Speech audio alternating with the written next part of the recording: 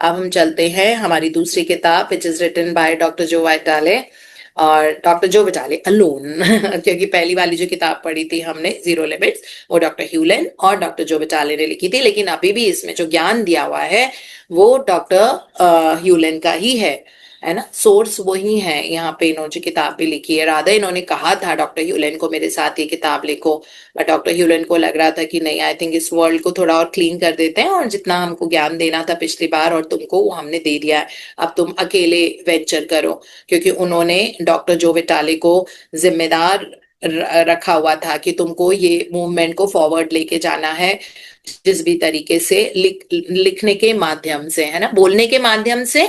उन्होंने मार्विन को चूज किया था क्योंकि मार्विन एक बहुत अच्छे ओरेटर थे, तो वो राइटर नहीं थे, ऑथर नहीं थे, लेकिन वो बहुत अच्छे लाइक कन्विंसिंग पर्सन थे ना, क्योंकि वो लग्जरी कार्स को सेल करते थे और उनका रिकॉर्ड था कि आज तक उन्होंने एक भी कस्टमर को ऐसे नहीं, मतलब क्लोजर नहीं किया हो, ऐसा एक भी कस्टमर के साथ नहीं हुआ था। Luxury car means people have come to take such expensive cars, और जो उनके शोरूम में एक बार घुसता था और अगर उसने मार्विन से बात करी ना तो वो लेके रहता था। He had so much of a convincing power into him, right. तो इसीलिए उन्होंने कहा कि देखो, सेमिनार वेमिनार लेने का काम, बोलने का काम मार्विन ये तुम्हारा है, तो इस प्रोसेस को तुम आगे लेके जाओ। और जो लिख के करने का काम है, ऑथर बन के किताबें लिखने का काम, इसकी जिम्मेदारी उन्होंने डॉक्टर जो विटाले को दी थी क्योंकि वो बहुत अच्छे ऑथर थे। और फिर हमको पता ही है कि डॉक्टर जो विटाले को सेमिनार्स में बोलना थोड़ा दिक्कत लगता था क्योंकि पिछले जन्म में उनका मर्डर हुआ था सेमिनार में। ये भी डॉक्टर यूलेन ने उनको बताया था, पिछले जन्म में तुम्हारा मर्डर हो गया था, लोगों ने मॉब कर लिया था, तुम सबके सामने थे, तुम बोल रहे थे।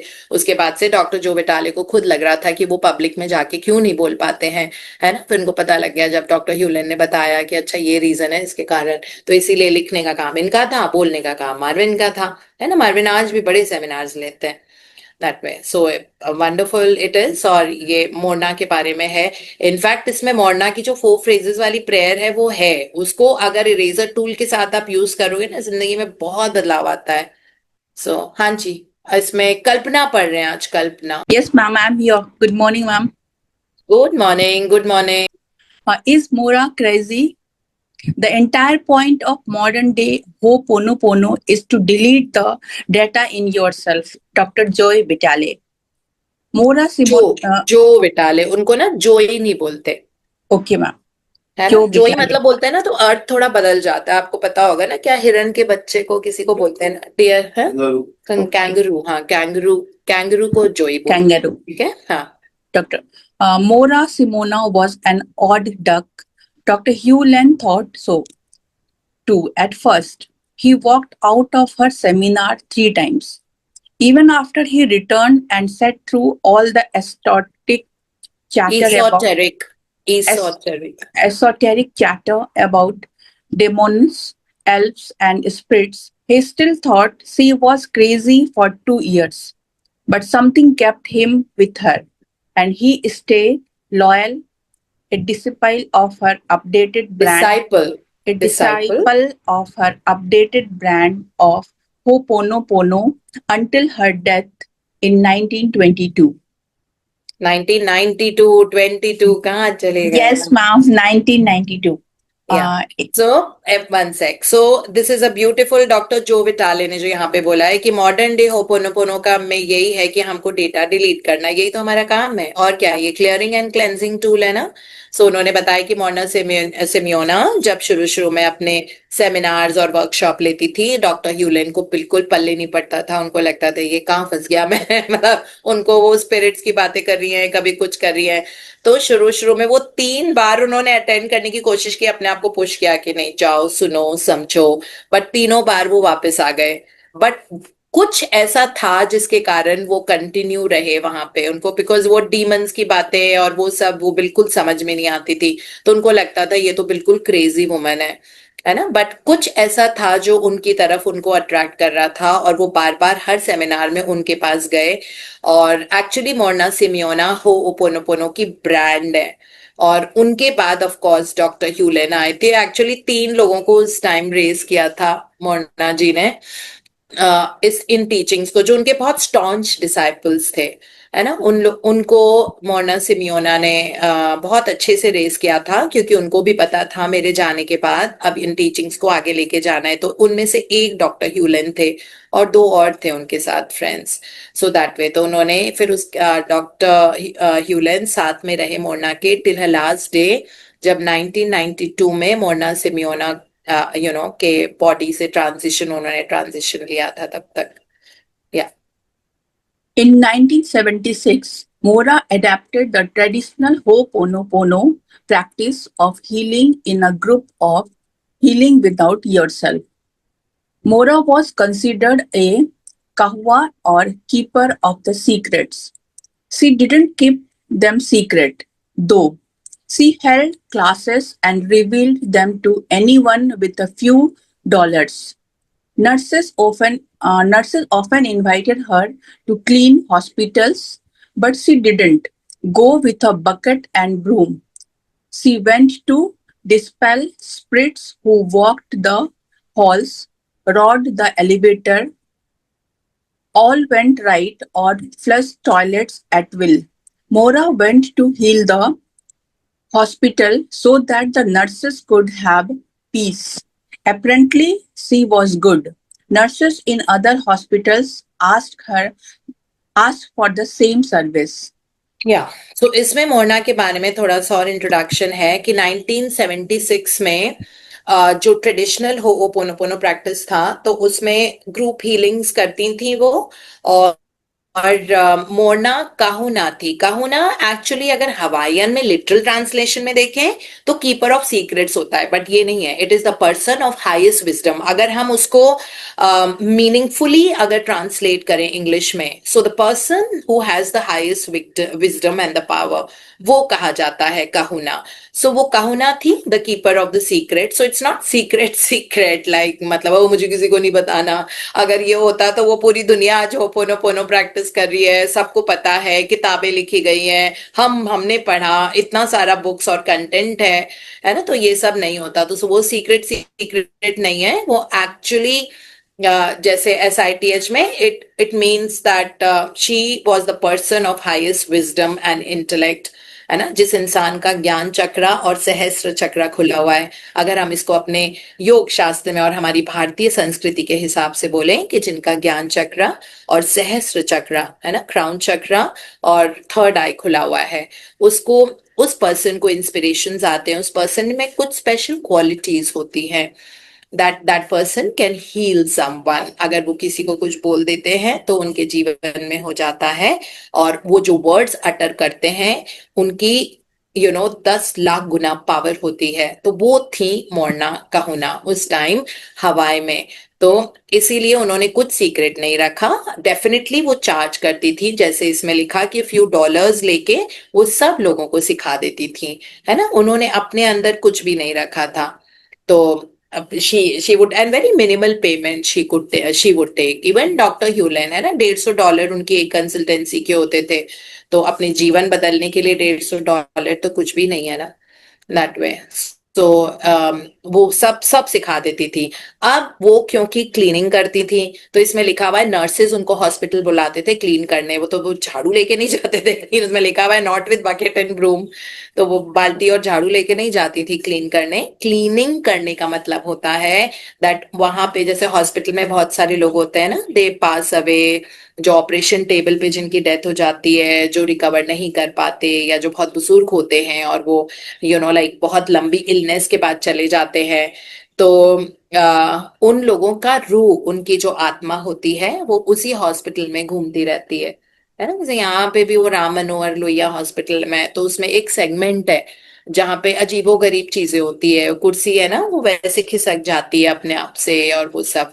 तो मुझे तो पता ही नहीं था, मेरे बेटे का सर्जरी था और हमारी भाभी वहां पे वो हैं, डायरेक्टर हैं सर्जन्स की। तो उन्होंने कहा था हमारे हॉस्पिटल से करा लो। तो वहां पे वो बताते थे कि बहुत सारे लोग होते थे। तो मैं उन लोगों को, मतलब बहुत हताश लोग आते हैं ना वहां पे, मतलब गवर्नमेंट हॉस्पिटल में, जिनके पास पैसे नहीं है, जो 2 महीने से चक्कर लगा रहे हैं, उनकी पथरी का ऑपरेशन ही नहीं हो पा रहा है क्योंकि इमरजेंसी लाइक में सारे इमरजेंसी वाले पेशेंट्स हैं OT में। तो इस तरह से मैं उनको बैठ के बड़ी उनके साथ बातें बातें करती थी, उनको अपलिफ्ट करती थी, उनको प्रेयर्स बता रही थी, ऐसे कर करके। तो वो मुझे बता रहे थे कि मैम आपको पता है कि यहाँ पे वाली बिल्डिंग है ना, वो हॉन्टेड है, और वहां से मत जाना, और जो मॉर्चरी वाला एरिया है वहां से ऐसा ऐसा है, वहां पे लोग मतलब दिखते भी हैं ऐसे सफेद कपड़े पहन के घूम के, और ऐसे स्मोक जा रहा है, बस ऐसे स्मोक दिखेगा आपको जाते हुए, क्योंकि हम लोग यहाँ पे 2-3 महीने से आ रहे हैं, लेकिन हमको डेट रोज मिलती है, हम सुबह खाली पेट आते हैं, शाम को 5 बजे तक नंबर नहीं आता, चले जाते हैं।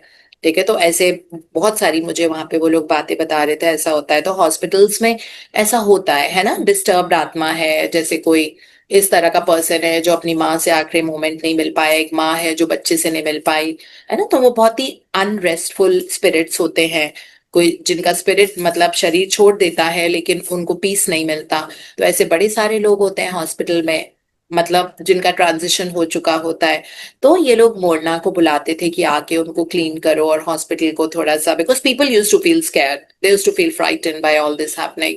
सो वो मोरना जाती थी वहां पे, और क्लीनिंग टूल, जो उनके क्लीनिंग टूल होते थे वो ही करती थी। तो वो बताते थे कि स्पिरिट हॉल्स में वॉक करते हैं, लिफ्ट में भी, मतलब कभी कभी भूत होता है, तो आप हो और साथ में आपको सोचो कि आपके साथ कोई स्पिरिट है और अजीबोगरीब चीज हो रही है, लिफ्ट में कुछ और बटन दबते जा रहे हैं, जो आपको जाना है वो अब नहीं। तो इस तरह बहुत सारी वारदात होती रहती थी कुछ हॉस्पिटल्स में, वहां पे टॉयलेट में अपने आप से फ्लश चल रहा है ना, इस तरह की चीजें। तो मोरना वहां पे जाती थी उन हॉस्पिटल्स में, और वहां पे क्लीन करती थी, यानी कि वो हो ओपोनोपोनो प्रेयर करके उनको क्लीन करती थी, मतलब वहां पे उन स्पिरिट्स को, ताकि शांति मिले और वो बहुत आराम से दूसरा जन्म में चले जाएं, है ना, नहीं तो भटकती भी आत्माएं रहेंगी।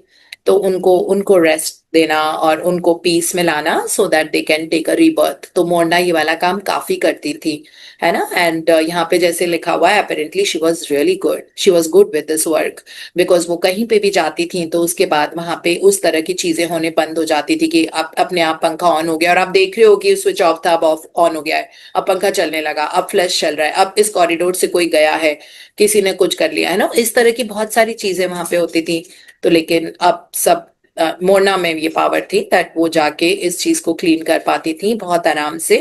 एंड इसीलिए नर्सेस अलग अलग हॉस्पिटल की उनको अपने वहां पे बुलाती थी क्लीन करने के लिए। हाँ जी। Although Morna was skilled in traditional Ho'oponopono, the group healing method, her focus was the more internal approach she apparently created herself. While she still honored Hawaiian customs and beliefs, she knew that if people took care of their own inner world, their outer world would change. She created a modern self help technique out of a Hawaiian tradition. She often said that when you cut the aka cords or ties to people and things, you were free. She compared a telephone line connection to an aka or, or invisible link to another person. To her, when you spend time with a person, place, or thing, you create an attachment to it, an invisible link that stays with you both, even when you leave that person, place, or thing. It also stays with the other person, place, or thing. Imagine a spider web connecting you to all you have touched, and you can sense the mess. She went so far as to say, antique you buy, the gifts you receive or give also had aka codes. You have to be careful, and she thought always delete attachment. या very very important teachings from Morna. यहाँ पे लिखा हुआ है कि Morna 4 phrases use नहीं करती थी। उनकी एक प्रेयर तो यहाँ पे दी हुई है जो 4 टाइम्स करते हैं, बट इसके अलावा वो कुछ और प्रेयर्स यूज करती थी। उनकी ओपनिंग क्लोजिंग प्रेयर पे ज्यादा महत्व होता था, इस तरह की चीजें। तो वो बहुत स्किल थी डेफिनेटली, मतलब she was the founder, brand ambassador of ho'oponopono, right, जो ग्रुप हीलिंग मेथड होता है। लेकिन उन्होंने ये मतलब जो जितने भी हवाईयन कस्टम्स जो थे उनको भी, मतलब जैसे होता है ना इंडिया में भी, अब ऐसा नहीं है कि हम लोग होपोनोपोनो कर रहे हैं या हम ग्रैटिट्यूड लिख रहे हैं तो इसका ये थोड़ी मतलब है ना, कि हम अपने भगवान को, जो हमारी रिलीजन है, हम वो सब भी प्रैक्टिसेस करते हैं। भगवान को भी जाके अब बस यही होता है कि पहले भगवान के सामने, जैसे वो बेगर एटीट्यूड के साथ है, भगवान हमारी झोली में ये डाल दो, हमारे पास कुछ नहीं है ना, लैक के कॉन्सेप्ट से जाते थे, अब हम अबंडेंट कॉन्सेप्ट के साथ जाते हैं। अब हम जाके भगवान के मंदिर में अभी भी जाते हैं और थैंक यू बोलते हैं, थैंक यू भगवान जी इतना कुछ जीवन में देने के लिए, सांसें देने के लिए, यहाँ तक लाने के लिए, इतना पैसा देने के लिए, 3 वक्त का खाना देने के लिए, घर देने के लिए, परिवार देने के लिए, बहुत सारी खुशियों के मोमेंट्स देने के लिए। अब हम जाके ये करते हैं, है ना, कर तो अभी भी रहे, अभी भी हम अपने गुरुद्वारे, मंदिर या कहीं पे भी जाते हैं, घर में सबके मंदिर होते हैं, है ना। Indian culture is so rich, so we do all of that. ऐसा नहीं है कि हम उनसे बिल्कुल दूर हो गए, थैंक यू बोलते हैं बस, है ना। जैसे कोई श्री राम जी का नाम आता है तो हम थैंक यू बोलते हैं, तो दैट वे, या फिर कोई और नाम आते हैं, है ना, जय श्री, जहाँ हनुमान जी का नाम आता है तो हम उनको भी बोलते हैं Hanuman ji thank you so much, इतनी पावर, अपनी पावर हमको देने के लिए, इतना जो हमारे जीवन में बहुत वर्क कर रही है, इस तरह करके। तो ये चीज अभी भी है ना। तो मोड़ना भी ऐसा नहीं था कि हवाइन कस्टम को भूल गई थी, वो पोनो को तो डेफिनेटली वो एडवांस कर ही रही थी। तो उन्होंने फिर बहुत सारा उसको मॉडर्न सेल्फ हेल्प, जो SITH है, तो मोना ने कहा कि वो 4 फ्रेजेस शुरू किए, है ना, I love you, I am sorry, please forgive me, thank you, अपनी पूरी टीम के साथ में, जो डॉक्टर ह्यूलेन और 2 बाकी के लोग थे, दैट वे। तो मोना का ये बहुत इंपॉर्टेंट टीचिंग है, दैट वो कहती थी कि कोई भी चीज अगर किसी ने आपको आपके घर में गिफ्ट दी है ना, तो अब पता नहीं उसके घर में बड़ा कलेश वाला चल रहा है, वो गिफ्ट सब कुछ इलेक्ट्रॉन का बना हुआ होता है ना। अगर मॉडर्न साइंस के हिसाब से मैं समझा रही हूँ, because everything has to be connected to science, at least मैं तो बिलीव ही नहीं करती जब तक मुझे उसका साइंटिफिक वो नहीं पता लगता है, रीजन कैसे वर्क करती है। जैसे मेरा फोन है ना, मेरे फोन में भी बहुत, हर चीज में, आपके फोन में एनर्जी है, मेरे फोन में एनर्जी है, राइट। अब हो सकता है कि मेरे लाइफ में, किसी की लाइफ में बड़ा मुश्किल चल रहा हो, रिलेशनशिप का प्रॉब्लम चल रहा है, ये चल रहा है, वो चल रहा है ना। उस पर्सन ने आपके लिए जाके, आपको, उनको लग रहा था कि गिफ्ट देना है, तो उनके घर में कुछ पड़ा हुआ था, वो उठा के आपको दे दिया, ठीक है। अब जिस पर्सन ने उसको गिफ्ट दिया था, उस पर्सन की भी एनर्जी है उस गिफ्ट में, और फिर जिस पर्सन ने आपको गिफ्ट दिया है, उस पर्सन की भी एनर्जी, तो उसको किसी और ने दिया था, उसने आपको पास किया, तो ये 3 4, और जहां से उसने उठाया था वहां पे, तो सबकी हथेलियों में से every one has got energy in that palms, है ना। मतलब जो सबसे ज्यादा पावर यहाँ होती है, और ये सारी एनर्जी ट्रांसमिट होके अब आपके पास आई है। इमेजिन, मुझे तो वो धागा बांधा था, और उन एनर्जी हीलर ने कहा कि वो जो लाल धागा नहीं हम लोग बांधते हैं पूजा, हाँ, मतलब हवन था एक्चुअली दिवाली का, ऑफिस में, तो वो लाल धागा बांधा था, उसके अंदर नेगेटिव एनर्जी थी, क्योंकि जिस पंडित ने बांधा था उनके लाइफ में बहुत प्रॉब्लम चल रही थी, तो उन्होंने अपनी हथेलियों से बांधा था मुझे। तो इमिजिएटली उन्होंने ये भी, और काला धागा, सारे धागे वागे, एक काला धागा बांधा हुआ था, क्योंकि मेरी मदर इन लॉ ने कहा था कि तुमको नजर लगती है तो तुम काला धागा बांध लिया करो, तो हमने बांध लिया था, और लाल धागा पंडित जी ने बांधा था। तो उन एनर्जी हीलर ने, मिस्टर बाला सुब्रमण्यम ने, हमारे दोनों धागे निकलवा दिए। उन्होंने कहा इनमें बहुत ज्यादा नेगेटिव एनर्जी है, और जिस पर्सन ने आपको बांधा था उनके घर में बहुत इश्यू चल रहा था, इसलिए किसी की हथेलियों से बांधा हुआ धागा आप कृपया ना ले। मैंने कहा नहीं, वो तो बहुत लंबा चौड़ा हवन हुआ था। कहते नहीं, हवन हुआ होगा, बट उन पर्सन में एनर्जी अभी भी वरी वाली थी, बहुत ज्यादा वो चिंता में थे, तो वो एनर्जी आपके अंदर आके, आपने जब से बांधा होगा आपकी तबीयत ठीक नहीं चल रही होगी। मैंने कहा हाँ बिल्कुल सही बात, जब से उन्होंने बांधा हमारी तबीयत ठीक नहीं चल रही थी। तो उन्होंने कहा इमिजिएटली दोनों धागे निकाल दीजिए, और काला धागा बांधने की जरूरत नहीं है, वो एकदम से नेगेटिव एनर्जी को ट्रैप कर लेता है, काला रंग, तो इसलिए आप उसको ना करें, है ना। तो यही मोड़ना समझाने की यहाँ पे कोशिश कर रही हैं हमको, कि देखो इस तरह से कोई भी चीज, तो उन्होंने बोला जो एंटीक आइटम्स भी हम बाय करते हैं ना, जैसे पुराना टेप रिकॉर्डर, कई लोगों के लिविंग रूम में लगे हुए होते हैं, वो पुराने जमाने वाला जो फोन होता था जिसमें नंबर डायल करते थे, है ना, उस तरह का एंटीक में ग्रामोफोन, इस तरह की बड़ी सारी रेडियो, तो बहुत सारी ऐसी चीजें उस जमाने से अभी तक थी, है ना। अब वो रेडियो जो था वो तब था जब आपके दादाजी दुनिया में थे, लेकिन वो 10 साल बेड पे रहे, है ना, तो उस रेडियो से गाना सुनते थे, तो उसमें बहुत इलनेस है उस रेडियो में, उसके कारण आपके घर में सुख शांति और गुड हेल्थ नहीं आएगी। तो इस तरह से उन्होंने बोला कि इसीलिए लगातार क्लीन करना पड़ता है, हमको पता नहीं होता है, क्योंकि हम लोग कॉर्ड से, जो उन्होंने बताया है, कॉर्ड से हम कनेक्टेड रहते हैं, लोगों से, सिचुएशन से, चीजों से, राइट। तो चीजों के लिए भी हमारे साथ कॉर्ड्स होती हैं। तो ये उन्होंने कहा कि हमारा लिंक और लोगों के साथ, पीपल और थिंग्स के साथ वो कॉर्ड काटने की जरूरत है। देन यू आर फ्री, जो हमने संडे को किया था ना, मतलब जो मैंने लीड किया था संडे वाला जो वो था, तो वो यही आपको सिखाने के लिए था। We are doing that meditation only so that you can learn how to do it and you can do it yourself, right. So वो कॉर्ड कटिंग मेडिटेशन हमने किया था। तो वो उनको उन चीजों से भी क्लीन करना होता है जिसके साथ आपकी किसी भी तरह की अटैचमेंट है, राइट। तो अगर मैं फोन यूज करूंगी तो अब दुकान में पता नहीं कहाँ पे पड़ा हुआ, 1 साल हो गया आईफोन 17 को लॉन्च हुए, राइट, पिछले सितंबर में हुआ था 2025। तब से ये अभी ऊपर तक वाला किसी नहीं, दुकान। कुर्ता नाइट सूट वाला नहीं लेना। मोहिनी जी, अपने आप को म्यूट कर लें। तो उसके बाद अब ये फोन उस दुकान में पड़ा होगा, पता नहीं क्या एनर्जी, क्या बातें हो रही थी, कभी उनकी सेल हुई, कभी नहीं हुई। उसके बाद वो जो जेंटलमैन थे जिनसे हमने फोन खरीदा था, वो हमारे घर पे आके दिया, और पूरे टाइम वो उनके हाथ में था, है ना। तो पूरे टाइम उन्होंने डेटा ट्रांसफर किया, मुझे आईफोन 16 से आईफोन 17 में पूरा डेटा ट्रांसफर किया। तो उसमें भी उनकी एनर्जी थी, पुराना वाला फोन तो, और इस वाले में भी इनकी एनर्जी थी कुछ ना कुछ। कभी देखा आपने नया फोन लिया और वो टूट गया?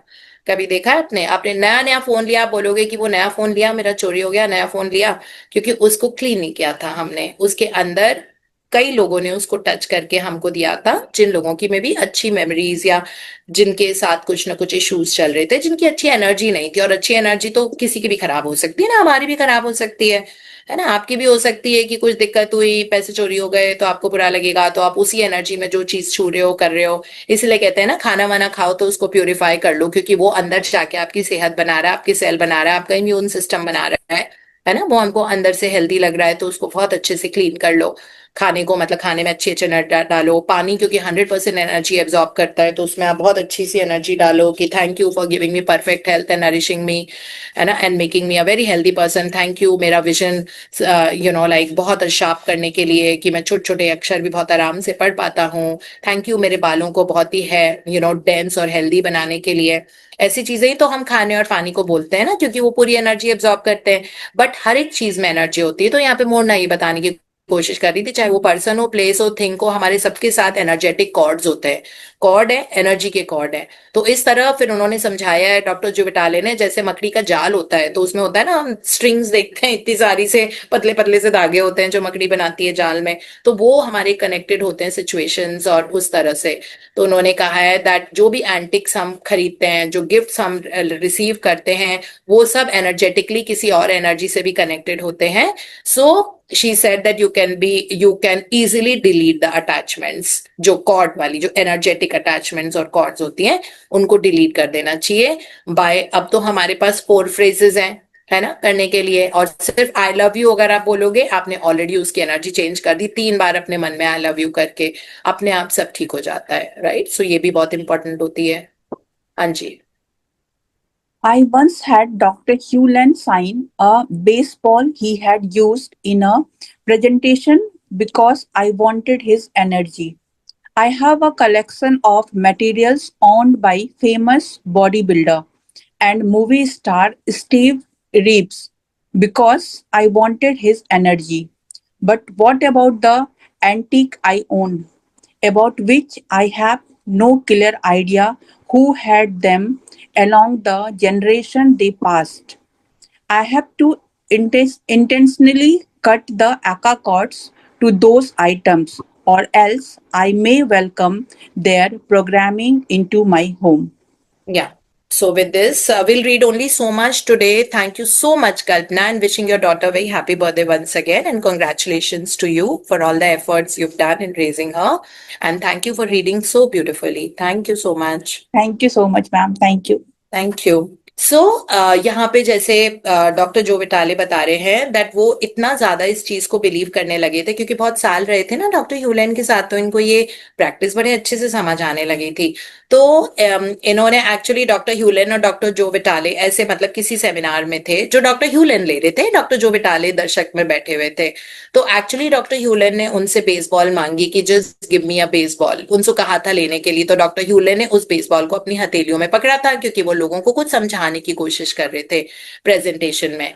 तो अब डॉक्टर जो विटाले ने वो बेसबॉल अपने पास परमानेंटली रख ली, क्योंकि वो चाहते थे डॉक्टर ह्यूलन की एनर्जी उनके पास आ जाए, सिर्फ इसलिए, है ना। फिर जो स्टीव रीव्स थे, who was a very famous body builder, तो वो जो जो चीजें यूज करते थे, तो उनकी भी डॉक्टर जो विटाले ने अपने पास रख ली थी, बिकॉज वो चाहते थे कि स्टीव रीव्स की एनर्जी उनको चाहिए, बिकॉज उनको उनकी एनर्जी बहुत अच्छी लगती थी। पता लग जाता है वो हाई एनर्जी में होता है, तो उनको एनर्जी उनकी चाहिए होती थी। बट वो कह रहे थे ये तो मैंने लेके रख लिया था, मैंने लोगों की एनर्जी जिनको मैं बहुत एडमायर करता था और जिनके लाइफ में मुझे लगता था कि वो मनी मैग्नेट हैं, वो सक्सेसफुल हैं, वो बहुत क्लीन पर्सन है, ये हैं, तो उन सब की एनर्जी तो मैंने अपने पास ले रखी थी। लेकिन मेरे घर में बहुत सारी भिन्न भिन्न प्रकार की ऐसी चीजें थी, जो चीजें एंटिक्स थी या कोई ऐसी चीजें थी जो जनरेशन से पास होके आ रही थी, है ना। सो अब उनको लग रहा था कि मुझे तो इंटेंशनली कॉर्ड्स कट करने पड़ेंगे इनके उन सारे आइटम के,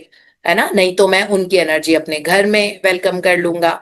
तो फिर this is what he thought. अभी तक हमने इतना ही पढ़ा है यहाँ पे, and that is all we'll study today. Thank you so much, thank you, and interesting reading.